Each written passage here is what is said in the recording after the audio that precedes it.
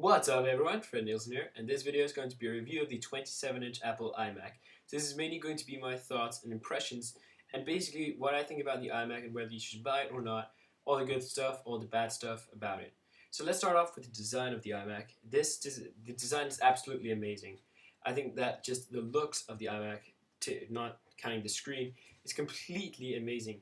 The Apple logo is beautiful, the aluminium is beautiful, and the fact that they don't need a tower to have sat next to it or underneath it, it's just having the hard drive in the display is absolutely amazing. And if you're like me and you don't have that much space, then I think that this is really good. Also, it saves you a lot of money with buying an external display and a really good computer. So the design is actually really good. Now the screen is it's completely amazing. 16 by 9, 2560 by 1440. Just amazing dimensions. It's beyond HD, far beyond HD actually. HD is 1080p and this is 1440p, so the quality is really good. The blacks are really black. The whites are white as better. There's actually been many comparisons between the 27-inch Apple iMac, the LED cinema display from Apple, and the 24-inch iMac, the previous model. Now the previous model, or the 24-inch one, was really bad compared to this version of the iMac and the LED cinema display. However, it was fairly close between the LED cinema display and the 27-inch iMac. However, the 27-inch iMac came out first. The only monitor that I found that actually has better image quality than this is the Cinema HD display from Apple as well. 30 inches and very amazingly good. So the iMac is amazing in both design and the screen is just completely amazing. I love that you have so much screen real estate and you just can do so much in just one display without having a second monitor next to it. So you can kind of multitask, and you can still multitask a lot. So as you can see here in screen mode, I usually have my Twitter feed, or I have my Twitter application right here. I have my Firefox window right here. I have iTunes right behind it. I have my RSS feed reader right here, Skype right here, chats right there. So you can just have a lot of real estate for a lot of applications that you can run at the same time. It also has a built-in iSight camera that I'm using right now and a built-in microphone that I'm also using right now. The quality is very good for both of them, as they are built-in and not really something exceptional. I will be getting another microphone, as the quality is not the best, of course, but I mean, it's good enough. So next up is processor speed, how fast it is. It runs 4 GB of RAM, and as I said, an Intel Core 2 Duo 3.06 GHz processor. So it is pretty fast, and this is my first desktop, so it's the fastest computer that I've ever owned. But even running all these applications that I just mentioned, and running iPhoto, iMovie, Mail, of course, forgot to mention that one.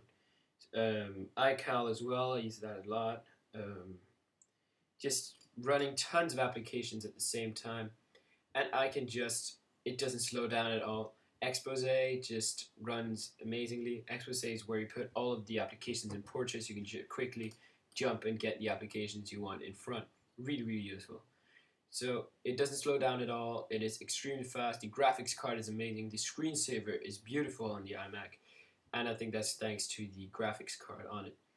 So the animations are good and smooth. There is no lag whatsoever. It was really hard for me to actually get lag on the iMac, and I needed to really do a lot at the same time. So not only have the applications open, but just make Firefox run, make iTunes go into iTunes Store mode, all of that stuff, just doing it the hardest or run with the most processor speed on all of them, and it wouldn't slow down much. So I think that the quad-core model is not necessary, but if you want to really be ahead of the game and just really have an amazingly fast computer, then I would maybe recommend the quad-core model. Now next up is Mac OS X. So the iMac runs Mac OS X, which has some really good and lightweight applications that can run. They're really small and just runs, and as I said, you can have small parts of them overall on the computer.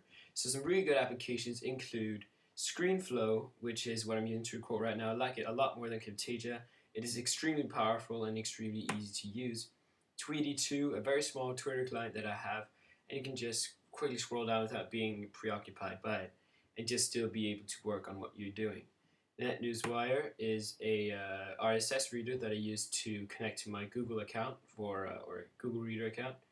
The mail is actually really small as well. You can just have it there. I just love Mac OS X, the way that it connects with this, bonds with this huge screen, and they just work really, really good hand in hand.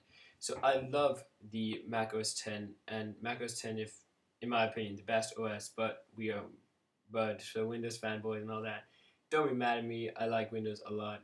Just for me, I might say the Mac OS X is the best. So overall, I would give this a solid 5. It is so much worth the money. It's actually worth it, or nearly worth it, just as a display. So it is a really, really amazing computer. So thank you very much for watching this video. I really hope you enjoyed it, and I hope that you decide on what you want to buy. I would definitely recommend this over the 21.5-inch model. I'll actually right now show you in Safari what the costs really are, because that might be pretty important for you. So I'll go ahead and zoom in a little bit, and we'll go to apple.com/iMac. And here we are. It says the new iMac, the ultimate all-in-one, now the ultimate display. You can watch the video, look at some photos, and just see how it looks. So this is how it looks, and this is what it looks like from the side. And it has an SD card slot built in, different from the previous models. And here is a solid display reading. You can also go on design to see more how it looks. So it has a 21.5-inch model, the same speed with the same processor as my 27-inch model.